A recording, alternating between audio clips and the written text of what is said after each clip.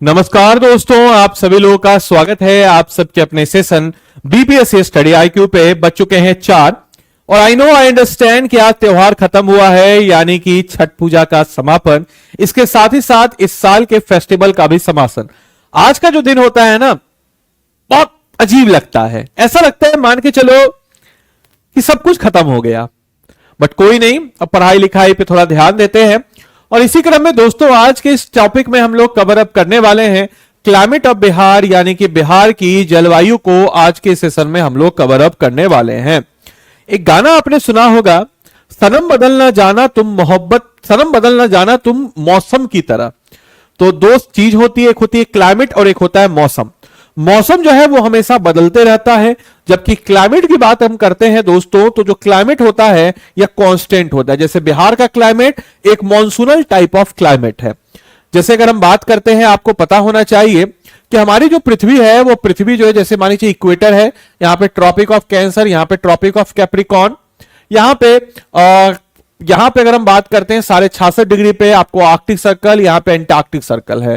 तो हमारा जो भारत है यहां पर है, और हमारा बिहार जो है इस सब ट्रॉपिकल एरिया में, यानी कि बिहार जो है ह्यूमिड सब ट्रॉपिकल एरिया, या बिहार की जलवायु आर्द्र जो है उप उष्णकटिबंधीय है, ह्यूमिड सब ट्रॉपिकल है, और यह पूरी तरीके से हम कह सकते हैं उस कटिबंधीय क्षेत्र में उपभाग में आता है। जनरली हमारे बिहार में समर जो है बहुत ज्यादा गर्म होते हैं और विंटर जो है वो बहुत ज्यादा ठंडे होते हैं। मतलब गर्मी एकदम पूरा एकदम सरल गर्मी, और ठंडी जो एकदम ठिठुरने वाली ठंडी। यहाँ की गर्मियां बहुत गर्म होती है और सर्दियां काफी ज्यादा ठंड होती है। ईस्टर्न बिहार में अगर हम बात करते हैं हमारे बिहार में, तो ईस्टर्न बिहार में यहाँ बारिश ज्यादा होती है, यहाँ पे ह्यूमिड है। और वेस्टर्न बिहार यानी कि ये वाला एरिया, ये सब ह्यूमिड है, या थोड़ा सा अर्ध शुष्क या सेमी ड्राई हम लोग कह सकते हैं। और बिहार की जलवायु आर्द्र से लेकर के अर्ध शुष्क तक संक्रमण दर्शाती है, यानी कि अगर इस एरिया में बारिश ठीक होती है, यहां पे जैसे जैसे हम पश्चिम की तरफ बढ़ते हैं हमें थोड़ा बारिश का कंपोजिशन कम नजर आता है। टेम्परेचर रेंज की बात करते हैं तो मोस्ट ऑफ मंथ जो है ये 25 डिग्री सेल्सियस से ऊपर होता है, कभी कभी 29 डिग्री तक चला जाता है। गया जो है बिहार का सबसे गर्म जिला है, और सबसे गर्म महीना बिहार का मई का महीना है, और सबसे कोल्डेस्ट महीना बिहार का जनवरी महीना है। गया जो है सबसे हॉटेस्ट और सबसे कोल्डेस्ट जिला भी आपको मौजूद नजर आएगा। बेस्ट ट्रेवल सीजन अक्टूबर से लेकर के अप्रैल तक कम वर्षा वाला समय होता है, और इस दौरान बिहार में ट्रेवल करने के लिए बिहार में सबसे सही मौसम होता है। कब से कब तक, तो आपको बताते चलें कि अक्टूबर ऐसे शुरू हो गया, अक्टूबर, नवंबर, दिसंबर, जनवरी, फरवरी, मार्च, अप्रैल, ये 4 महीना बिहार में सबसे अच्छा मौसम हमको नजर आता है। क्लाइमेट टाइप की बात करते हैं तो ऐसे तो हमारा मॉनसूनल टाइप ऑफ क्लाइमेट है, और कोपेनहेगन के अनुसार अगर हम लोग बात करते हैं तो CWA के अनुसार, कोपेनहेगन क्लासिफिकेशंस के अनुसार बिहार का क्लाइमेट जो है CWA टाइप ऑफ क्लाइमेट है। वहीं साउथ बिहार की बात करते हैं तो AW टाइप ऑफ क्लाइमेट है, जहां पे average temperature 26 degree Celsius. Rainfall period की बात करते हैं तो मई से शुरू हो जाता है और सितंबर के महीने तक हमें जबरदस्त तरीके से नजर आता है। हालांकि हमारे बिहार में चारों सीजन में बारिश होती है, जैसे कि एक तो मानसून का सीजन ही होता है। मानसून जो है जून से शुरू होता है और सितंबर तक होता है। इसके बाद अक्टूबर में लौटते हुए मानसून से बारिश होती है। जनवरी के महीने में वेस्टर्न डिस्टर्बेंस, पश्चिमी विक्षोभ के कारण बारिश होती है, और अप्रैल के महीने में या मई के महीने में जो हम कह सकते हैं कि आम्र बौछार या नॉर्वेस्टर जिसको हम कहते हैं, उसके कारण बारिश होती है, जिसको काल बैसाख भी हम लोग कहते हैं।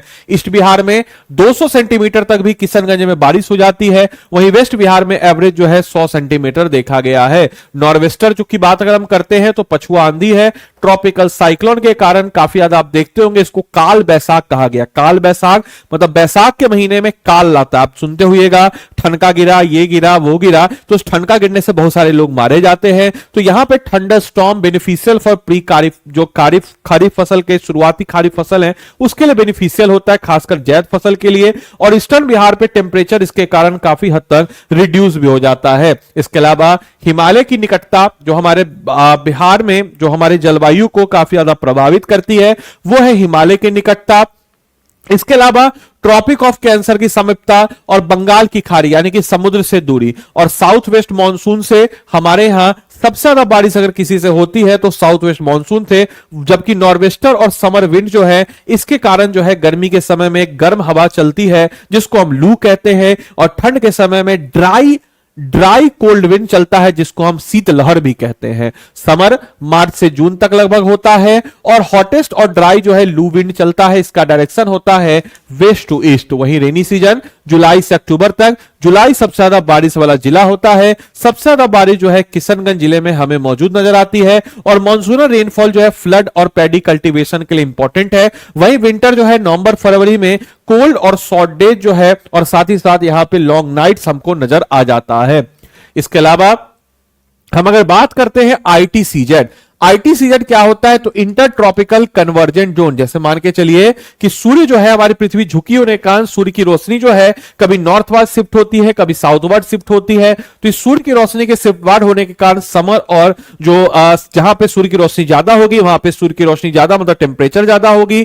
तो इसके कारण जो है मैक्सिमम टेम्परेचर गया में 45 डिग्री पहुंचता है। लू जो है अप्रैल जून के महीने में और डिहाइड्रेशन और कभी कभी इससे मौत भी हमें देखने को नजर आती है। थंडरस्टॉर्म जिसको काल बैसाख हम करते हैं अप्रैल और मई के महीने में, जिसके कारण कभी कभी बर्फ जो होता है, बर्फ मतलब कि जो ओला गिरता है और काफी ज्यादा रबी फसल को भी इससे डैमेज होता है। हमारे बिहार में साउथ वेस्ट मानसून से लगभग 91% बारिश जुलाई से अगस्त के बीच में होती है और आईटीसीजेड साउथ वेस्ट मानसून को अरेबियन सी से बे ऑफ बंगाल से अट्रैक्ट करता है, जिस कारण से काफी हद तक बारिश होती है और धान की खेती के लिए काफी ज्यादा डिपेंडेंट होता है। और इस कारण से हम कह सकते हैं कि हमारी धान की खेती इस पे काफी ज्यादा डिपेंडेंट है। और एग्रीकल्चर वाले टॉपिक में मैंने आपको पढ़ाया था कि खारी फसल को इसलिए हम लोग मानसूनल टाइप ऑफ फसल भी कहते हैं। नॉर्थ बिहार इस दौरान बाढ़ की चपेट में आ जाता है क्योंकि रिवर जो नेपाल और कोशी, खासकर स्पेशली कोशी में अचानक से जो फ्लड का स्ट्रीम था वो तो आता ही आता है, साथ ही साथ बाढ़ के कारण एक्सेसिव वाटर आ जाता है। वहीं साउथ बिहार हम देखते हैं कि गर्मी के समय में हर 2-3 साल में एक बार सूखे से गुजरता है, हालांकि अब तो नॉर्थ बिहार भी गुजरता है और हमारे यहां मलेरिया, टाइफाइड, डेंगू जो है इस दौरान काफी ज्यादा फैलता है।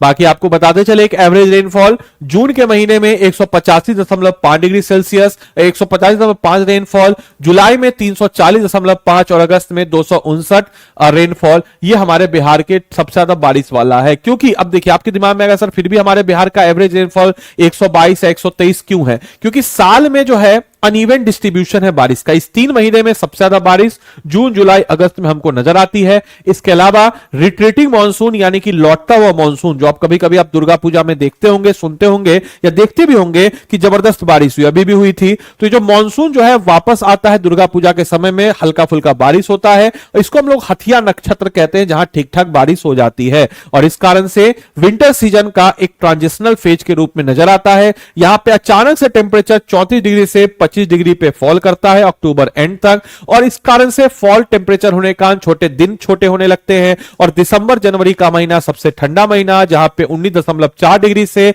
22.4 डिग्री नवंबर में और जनवरी में यही जो है 7 डिग्री तक गिर जाता है। शिवालिक एरिया में फ्रॉस्ट वगैरह भी हो जाता है, धुंध वगैरह पड़ता है, जिस कारण से आलू का फसल काफी ज्यादा डैमेज होता है।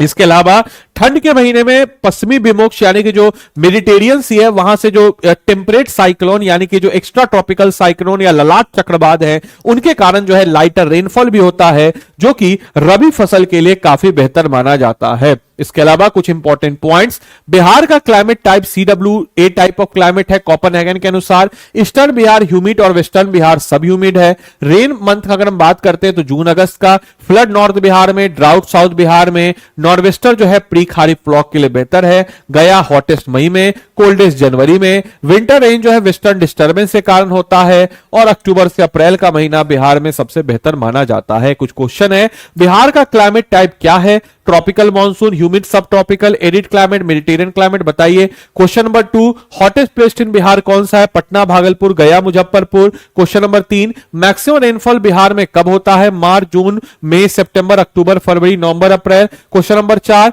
विच local storm benefit pre kharif crop in Bihar? आपको बताना है। क्वेश्चन नंबर 5, वेस्टर्न डिस्टर्बेंस जो बिहार में होता है ये किस में मदद करता है, कौन से फसल के लिए, बताइए। इसके अलावा इस क्लास की पीडीएफ और मेरे द्वारा प्रोवाइड किए गए जितने स्टडी मटेरियल्स है वो सबके सब आपको इस टेलीग्राम ग्रुप पे नजर आएंगे। आपको इस टेलीग्राम ग्रुप के साथ जुड़ जाना है, बीपीएससी कंटेंट वाला लिखिएगा, क्लास की पीडीएफ आपको मिल जाएगी। इसके अलावा मेरे भाई आप में से कोई भी जन अगर हमारे एडीओ के बैच के साथ जुड़ना चाहते हो तो जुड़ सकते हैं। एक नंबर आपको हम बताते हैं 928999 6924 पर आप कॉल कर सकते हैं और इस नंबर पे कॉल करके बीपीएससी एडीओ बैच के साथ जुड़ सकते हैं। आदि लाइव कोड लगाएंगे तो आपको मेरा एडिशनल मेंटरशिप मिलेगा। तो इस नंबर पे कॉल करके बोल दीजिएगा कि हमको जो इस बैच के बारे में फ्री काउंसलिंग बता दीजिए, और आदि लाइव कोड को अगर आप लगाते हैं तो मेरी तरफ से इस बैच में आपको एडिशनल मेंटरशिप भी मिल जाएगा। तो जल्द से जल्द, देरी किस बात की, जल्द से जल्द इनरोल कीजिए और इनरोल करके इस बैच के साथ आप जुड़ सकते हैं। इस बैच में आपको 350 प्लस घंटे की लाइव क्लासेस मिलेंगी और हर एक टॉपिक का क्रक्स नोट मटेरियल आपको मिल जाता है। साथ ही साथ टेस्ट है और टेस्ट के साथ आपको इसमें modular based subject by test सब कुछ आपको इसमें मिल जाता है। तो देरी किस बात की, जाइए इनरोल कीजिए और इनरोल करके अपनी तैयारी को मजबूती प्रदान करें। धन्यवाद and thanks for watching this session.